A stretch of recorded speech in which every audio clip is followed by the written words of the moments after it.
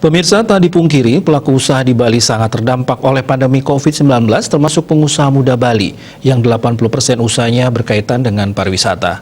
Salah satu langkah yang bisa diambil untuk membuat roda ekonomi tetap menggeliat adalah membeli produk atau memanfaatkan jasa kawan atau tetangga di lingkungan sekitar.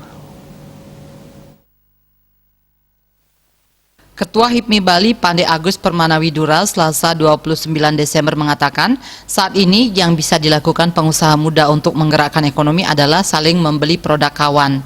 Dengan demikian akan sangat membantu pergerakan ekonomi Bali.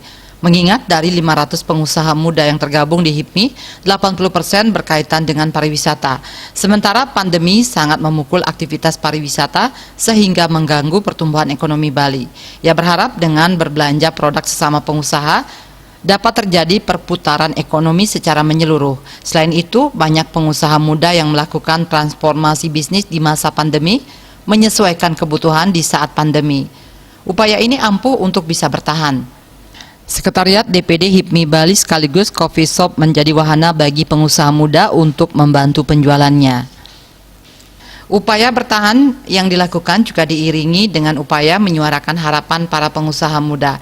Ia berharap ada kebijakan dari pemerintah untuk memberikan swab gratis atau subsidi pemeriksaan dengan PCR atau rapid antigen. Jika dimungkinkan, ia berharap dana hibah tersebut digunakan oleh calon turis yang akan liburan ke Bali dengan memberikan swab gratis. Menurutnya, cara ini akan memudahkan mereka datang ke Bali. Cita Maya, Bali Post melaporkan.